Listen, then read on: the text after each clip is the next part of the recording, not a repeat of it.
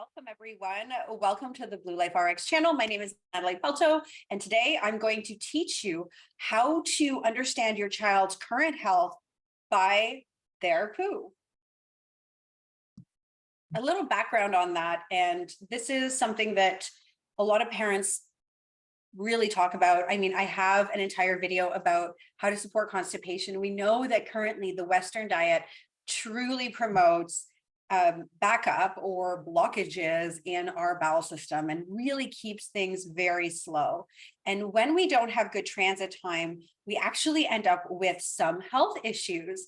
So in our family, in the past, I went through a few different conditions with my son specifically, which opened up my eyes and my entire world to a different way of living.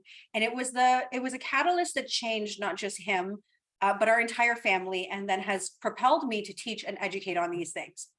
So one of these things was that he, at a very young age, was almost diagnosed with autism. And I wished at the time that I had understood that most conditions that are neuropsychiatric disorders are actually linked to dysbiosis, which right now they're calling it a correlation, but it also is proven or has been shown to exacerbate symptoms and create be linked to severe autism specifically. And so my son didn't speak. He was considered severe nonverbal. And through microbiome practices and many shifts in our lifestyle, we were able to completely turn around his severe symptoms to the point where he actually lost his diagnosis.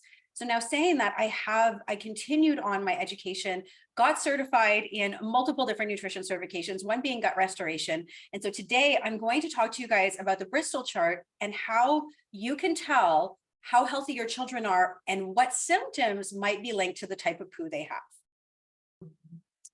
So here we have the Bristol chart, and yes, we're going to talk about poo today. We're going to talk about it in a way, though, that's really empowering. Dr. B, who is a fantastic internist, specifically specialized in gut. He's a physician. I call him Dr. B because I actually can't pronounce his entire last name, but I often link his book, which is called Fiber Fueled, below. He has a lot of really good nuggets. He talks about autism and a whole bunch of other conditions. He really sets the bar high in his way of explaining things that's both entertaining and also educational. So Fiber Fueled will be linked below, and I highly recommend taking the time to maybe read it, get it as an audiobook. Either way, it's extremely valuable. So the reason that I want to talk about the Bristol chart, and the reason I even mentioned him was that he says that basically we used to ignore our bowels, like they were very important. And especially the stuff that came out of the bowels, like the poo, is really terrible. And that's just how we looked at it for so long. And then we realized that it really told us a bigger story. And he says that we should look at this as a vital sign. So we have multiple vital signs that they take for us to check our health, right? They will check on, for example, our heart rate when we go into the hospital. They will check our blood pressure. All of these things are vital signs. So he feels that the quality and consistency of our bowel patterns should also be now implemented into vital signs. And I completely agree, because it gives us such a different outcome when we understand how interconnected our inner workings are and how the bowels can impact our brain and the rest of our body. So most chronic illnesses, most neuropsychiatric disorders, most illnesses in general, skin disease or skin issues, headaches, many of these symptoms are often linked to a starting point of dysbiosis. Lots of data in NCBI. I'm not going to link it below, but you could just type in NCBI and figure it out.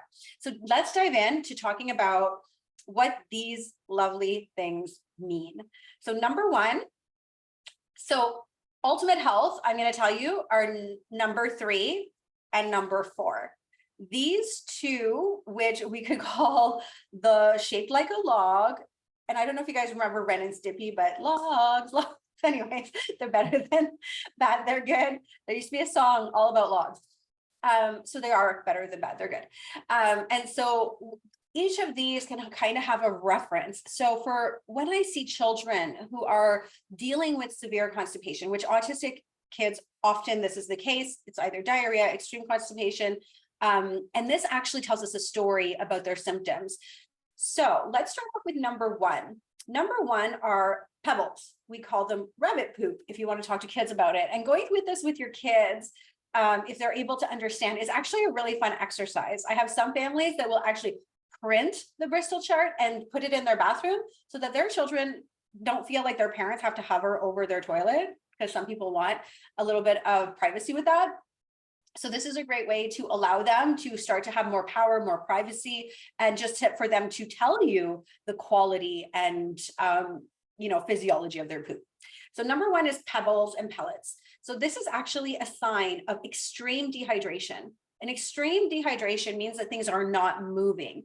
If things are not moving, that is where we have the possibility of recurrent toxicity. Number one being re-brought into the bloodstream that can make its way anywhere to the body. For kids, it's usually the brain, and creating a lot of havoc and inflammation there, sensory processing disorder, learning disabilities, all kinds of things. Now, if we have, and then for adults, this is again, cognitive, it could look cognitive, it could look like chronic illnesses, it could look like IBS, it could look like a lot of different things, but think of this as being extreme dehydration. And we know that the brain at even 2% dehydration is not functioning optimally. It's going to have a completely different, not physiology, but ability to concentrate, to stay on task than if you were hydrated. And so this tells us a story of we need more fluid. We need more water. And so increasing fluid intake usually is extremely important. The other thing that it could be telling us is actually that, that we may be eating a very Western diet or a simple carb heavy diet. This means things like white rices and breads and things that are not helping us move through. Now, when we have food that stays in the bowel system too long, and let's just say we start to eat something healthy, but we're still not being allowing adequate hydration, so water, we're not helping it kind of move along, we end up with also the capabilities of food fermenting longer in the gut, causing more disruption like bloating, gassiness, discomfort, nausea. And so this is a really powerful story on all this. So if you are here, you need to make drastic changes. And I have a video on constipation, so I'm not going to spend all that time talking about it. And so we want to go there. You want to go, I'll try to link it below, or I'll make it the next video to watch. This is called grapes for kids when we talk about grapes. This is still a pretty high level of dehydration. And so we may not notice in our children as much as if they're having pebbles, but they may be seeing deregulated emotions at this stage. They might be having kind of like, you notice if they have a certain food, they're getting sugar, not sugar spikes, like, they're having sugar spikes, but they're all of a sudden very, very active. And then they're crashing and they're asking for a bunch of snacks. And they'll usually ask for things like sweets. And if they don't get sweets, they'll usually ask for things that are bread-like. And this actually converts to the same thing. And so their brains and their bodies have already associated what they want. So what this also leaves you open to, these two here, are things like parasites and things like nutritional deficiencies are usually often, you can see this with dysbiosis. So we do really have to be a little bit more careful with these ones. And then the longer the toxicity hangs around, the harder it is for our microbiota, which is our microbiome, to move that stuff along, and the villi to push it through. Okay, so number 3 and number 4 are considered the ultimate health, right? We know that these are extremely good places to be, that these are places that are, this is showing really good transit time. You're likely at this point, especially if you're in number 4, you're actually likely having more than one bowel movement a day because you're adequately hydrated. You are probably energetically feeling sound, which means that you're likely able to have an entire day where you are not always depleted. Yes, you're probably going to still get your slight slump in the afternoon, which is important for us to rest in that time and to just have like a little recalibration moment. But it's really a sign of optimal health. So people who are generally in these two are generally the healthier people. And I mean, we could start asking people on the street. We probably won't ask them about their poo health, but just know that This is meaning that there is adequate hydration. The formation means that there's enough soluble fiber, insoluble fiber. Everything is moving in transit that's good. We want to be there. So then we get into 5, 6, and 7. And I'm going to say that 6 and 7 are generally some of the more worrisome. 5, I mean, you can probably just notice that you would start to wonder if there's something going on with the foods that we're eating. Oftentimes, when we see 6 and 7, we may be dealing with some sort of food sensitivity. And what that means is some people notice that they start to get really elevated bowel movements as they get a little bit older, past 35. And it's often when people are actually diagnosed with something like celiac, where they notice that they are having issues with very particular foods. Now, does that mean that we always eliminate all the foods? If you're celiac, that's a yes. But if you have food sensitivities, it often could mean that there's just some other things happening in your gut that are not helpful.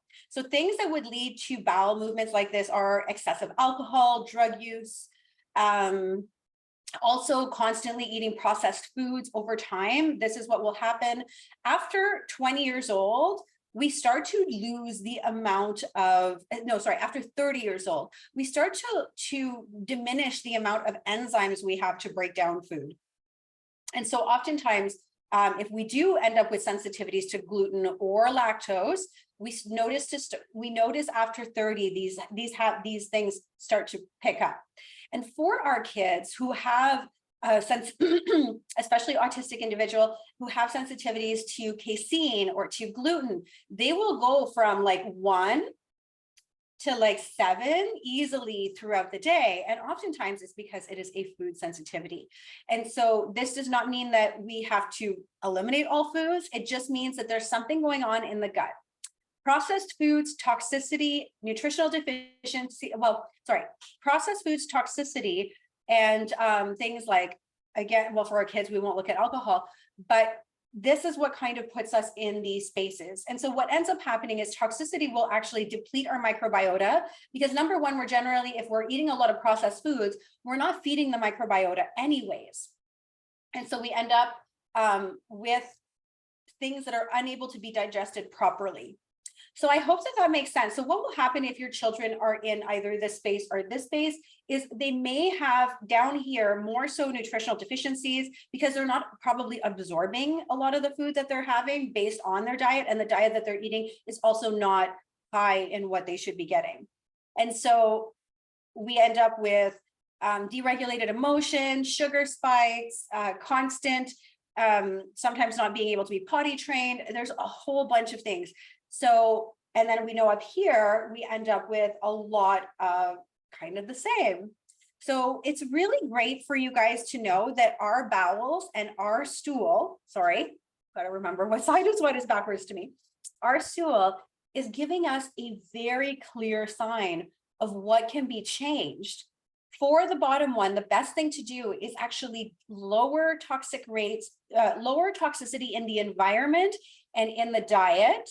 And generally, there will be a shift very quickly in how this looks, increasing soluble fiber and insoluble fiber, which will give it both bulk and the ability to move through, and always, of course, stay adequately hydrated. So you guys have just learned a lot of great tools on understanding the Bristol chart and how it's going to support you in making decisions with your children to get them to a better bowel pattern and also a better cognitive ability. And it's amazing. Some people see drastic changes in their children's behavior within just a few days of addressing the things that I've mentioned. I hope you enjoyed this video. If you did, make sure to like and share it.